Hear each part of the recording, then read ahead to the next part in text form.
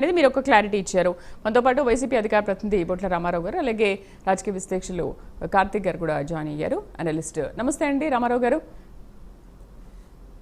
రామారావు గారు, మరి ఏంటి డేటా సెంటర్కు మేమే బీజం వేసామని అంటున్నారు. లేదు, అది 2019లోనే టీడీపీలోనే బీజం పడిందని మాట్లాడుతున్నారు.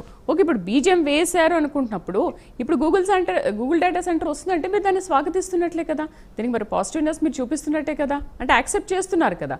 సరే, ఓకే, ఒకవేళ మీ ప్రభుత్వ హయాంలోనే ఈ గూగుల్ డేటా సెంటర్ వచ్చినప్పుడు మీరెందుకు ఈ ప్రాజెక్ట్ని పూర్తిగా కంప్లీట్ చేయలేకపోయారు ఆ 5 ఏళ్లలో? ముందుగా నమస్కారం మేడం, మీకు అలాగే ప్రతినిధులు వేణుగోపాలరావు గారికి, రఫీ గారికి, అట్లాగే అనలిస్ట్ గా వచ్చినటువంటి కూడా శుభ సాయంత్రం.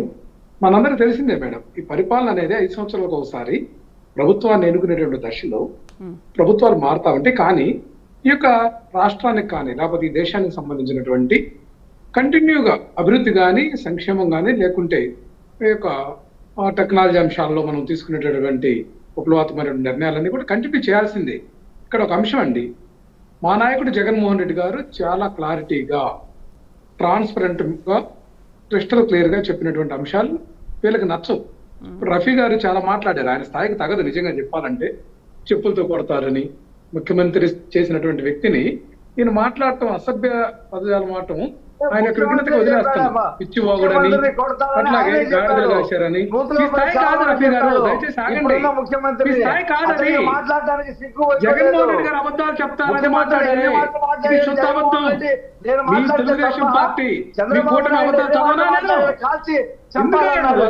మాట్లాడతావు రఫీ గారు, మీకు బూతులు లేకుంటే అవాకులు చవాకులు ముఖ్యమంత్రి స్థాయి ఏదైతే జగన్మోహన్ రెడ్డి గారి స్థాయిని కూడా మీరు కించపరుస్తూ మాట్లాడితే మీరు పెద్ద హీరో కారు, ఇక్కడ మీరు పెద్ద జీరో అవుతారు.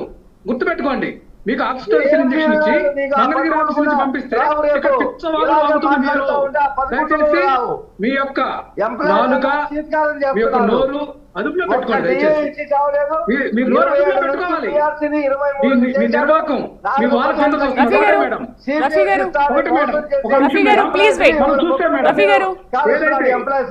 ఏదైతే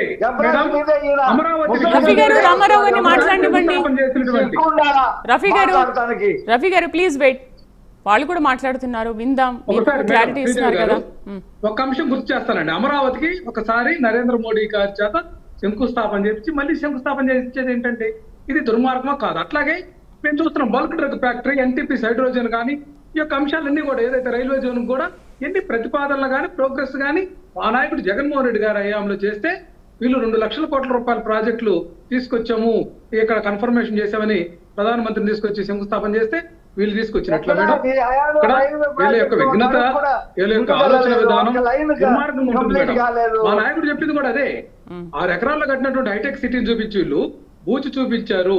20 సంవత్సరాల పాటు చంద్రబాబు నాయుడు గారికి హైదరాబాద్ తోటి సంబంధం లేకపోయినా, అంటే ఒక 10 సంవత్సరాలు కాంగ్రెస్ ప్రభుత్వం, తర్వాత వరుసగా కేసీఆర్ ప్రభుత్వం నడిస్తే చంద్రబాబు నాయుడు గారు హైదరాబాద్ గురించి క్లెయిమ్ చేసుకోవటం దుర్మార్గం అని కూడా ఈ రోజు ఎత్తి చూపించాడు మా నాయకుడు. ఇక్కడ ఒక అంశం మేడం, హైదరాబాద్ ఒక నిమిషం రామారావు గారు ప్లీజ్ ప్లీజ్ రామారావు గారు ఒక నిమిషం రఫీ గారు ఉండండి రఫీ గారు మనం మాట్లాడదాం. రామారావు గారు, ఇప్పుడు ఏంటి, వైఎస్ రాజశేఖర రెడ్డి ప్రభుత్వం తర్వాత కేసీఆర్ ప్రభుత్వం వచ్చింది, ఆ తర్వాత వీళ్ళిద్దరే చేశారు కానీ మధ్యలో ఇంకెవరు ఏమీ చేయలేదంటారా? అంటే ఇప్పుడు ఐటీ అనగానే ఫస్ట్ అందరికీ ఎవరు గుర్తొస్తారు మీరు చెప్పండి? చిన్నపిల్లల్ని అడిగిన ఎవరైనా చెప్తారు కదా. ఇక్కడ మేడం శ్రీదేవి గారు, మీరు కూడా సీనియర్ జర్నలిస్ట్, అదే అంటున్నారు. చిన్న పిల్లల్ని అడిగినా కూడా ఇవాళ ఐటీ హైదరాబాద్ కు హైటెక్ సిటీ ఎలా వచ్చింది అనేది ఎవరిని అడిగినా ఏం చెప్తారు?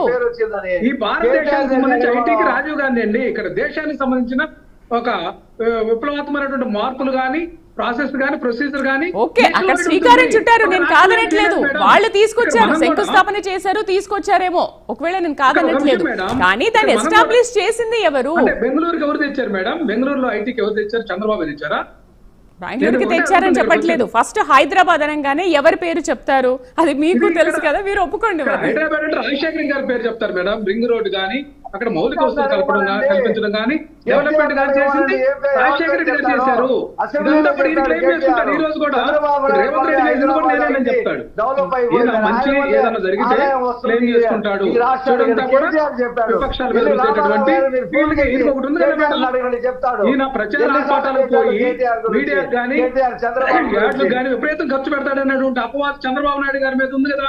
ఈయన మీడియా మేనేజ్మెంట్ ఉంది కదా, మనం చూస్తున్నాం కదా. సరే రామారావు గారు, ఓకే, ఇప్పుడు హైదరాబాద్ కి బీజం వేసింది ఎవరు అంటే మీరు ఒప్పుకోవట్లేదు. రామారావు గారు హైదరాబాద్ సంగతి వదిలేద్దాం. ఇప్పుడు విశాఖలో గూగుల్ కి బీజం వేసింది మీరే ఒప్పుకుంటున్నారు కదా, మీరేనే ఒప్పుకుంటారు అంటే అప్పటి వరకు అసలు గూగుల్ కానీ ఐటీ కానీ విశాఖలో లేదంటారా?